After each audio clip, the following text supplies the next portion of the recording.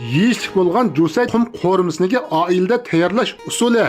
Oldi bilan tayyor qilib olgan qachiga yerli tuxumdan 3 dona chiqib, ozroq tusilib, qo'chib tayyor qilib olgandan keyin oldidan yuvib tayyorlangan jusa, qizil laza, bosh piyozlarni to'g'rab tayyor qilib, orqadan elnori birli qatim siqib chiqarilgan birindarlik sap qo'noq mayda qozonga 100 gram qo'yib, may qizganda tayyor qilib olgan tuxumni silib, aralashtirib, to'g'ralgan bosh piyoz, lazani bir qo'sh silib,